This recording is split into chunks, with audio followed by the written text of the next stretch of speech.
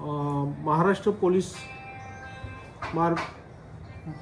पोलिसामार्फत आज देशात आणि महाराष्ट्रात होणाऱ्या सायबर गुन्ह्यांच्या बद्दल नागरिकांमध्ये जनजागृती करण्यासाठी महाराष्ट्र सायबर विभागाने ज्या आमच्यासाठी मार्गदर्शक सूचना दिलेल्या आहेत त्या अनुषंगाने आम्ही माननीय पोलीस अधीक्षक डॉक्टर स्वामी सरांच्या मार्गदर्शनाखाली ठाणे ग्रामीण जिल्ह्यामध्ये आणि मुरबाड डिव्हिजनमध्ये आम्ही प्रत्येक पोलीस स्टेशनला जनजागृतीचे कार्यक्रम आयोजित केलेले आहे। यामध्ये प्रत्येक शाळा कॉलेजमध्ये आमचे अधिकारी जाऊन त्या ठिकाणी जे सायबरचे गुन्हे आहेत ते कसे घडतात, ते घडल्यानंतर त्यामध्ये पैसे लोकांचे कसे जातात, ते कसे ब्लॉक केले पाहिजे, त्यासाठी कोणत्या नंबरला कॉन्टॅक्ट केला पाहिजे, याचं सगळं मार्गदर्शन त्यामध्ये केलं जातं।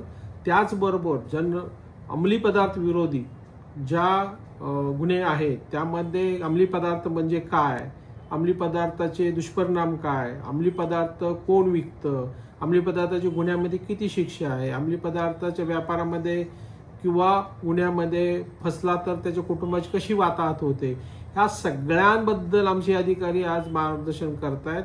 शाळांमध्ये प्रोग्राम घेत आहेत, पोलीस पाटलांचे प्रोग्राम घेत आहेत, कॉर्नर्सला घेत आहेत।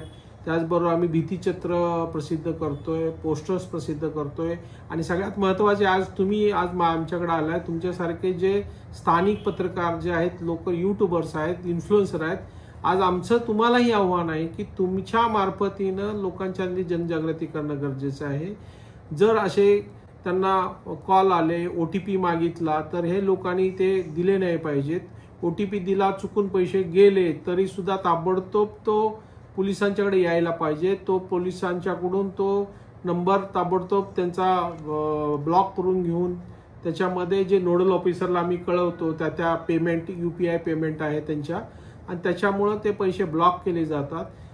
यामध्ये सगळ्यात महत्त्वाचा जो गोल्डन आवर आहे त्यामध्ये ताबडतोब अप्रोच होणं पोलिसांना, हे सगळ्यात महत्त्वाची गोष्ट आहे। ते जर नागरिकांनी केलं तर त्यांचे पैसे जाणार नाहीत। लोकांनी आमिषाला बळी नाही पडलं पाहिजे। लोकांनी आता ज्या वेगवेगळ्या स्पॉन्जी स्कीम आहेत त्याला बळी नाही पडलं पाहिजे। लोकांनी अंमली पदार्थ आणि विद्यार्थ्यांनी बळी नाही पडले, त्याच्यामुळे लोकांचं, नागरिकांचं, कुटुंबाचं खूप मोठं आणि देशाचं खूप मोठं नुकसान होत असतंय। तर माझं आपल्या सर्वांच्या माध्यमातून ह्या मुरबाड विभागाच्यातील सर्व आणि ठाणे ग्रामीण जिल्ह्यातील सर्व नागरिकांना आव्हान आहे की आपण जे सायबर गुन्हे घडतायत त्या बाबतीत, तुमच्या बाबतीत असे फोन आले, कुणी OTP मागितला, तुम्ही चुकून कुठली लिंक डाउनलोड करू नका, ज्या फसव्या व्हिडिओ आहेत त्याच्यामध्ये लिप्त होऊ नका। डिजिटल अरेस्ट असेल तर तुम्ही ताबडतोब आपली मदत स्थानिक पोलीस स्टेशनची घ्या। डिजिटल अरेस्ट अशी कोणतीही पोलीस अटक करत नाहीत, कोणताही विभाग, CBI, नार्कोटिक्स विभाग, असं कोणतंही डिजिटल अरेस्ट ही कायद्यातली तरतूदच नाही। त्यामुळं या बाबतीत नागरिकांनी घाबरायचं नाही, तर आपल्या पोलिसांना, स्थानिक पोलिसांना ताबडतोब अप्रोच व्हायचा आहे। असा जर कोणी तुम्हाला करत असेल स्थानिक आणि कोणत्याही प्रकारे तुम्ही त्यांना घाबरून तुमचं काहीतरी पार्सल आलंय, तुमचं काहीतरी तुमचे पार्सलमध्ये ड्रग्ज आहेत, तुम्ही हे पैसे ट्रान्सफर केले, तुमच्या अकाउंटला हे पैसे ट्रान्सफर केलेत, स्वतः न उत्तर देता स्थानिक पोलिसांची मदत घ्या, जेणेकरून तुमची फसवणूक टळणार आहे। आणि त्याच्यामधून तुम्ही फक्त ज्या ऐकतोय तोच नाही, तर तुम्ही तुमच्या कुटुंबाला सावध करा, तुम्ही तुमच्या मित्रपरिवाराला सावध करा, आणि आपण सगळे मिळून हा सायबर आणि अंमली पदार्थाचा जो काही आपला प्रसार आहे तो टाळूया आणि आपण हे नियंत्रित करून आपल्या जनतेचं, सगळ्यांचं संरक्षण करूया। मी महाराष्ट्र पोलीस आणि ठाणे ग्रामीण जिल्हा पोलीस मी आपल्याला नम्र आवाहन करतो।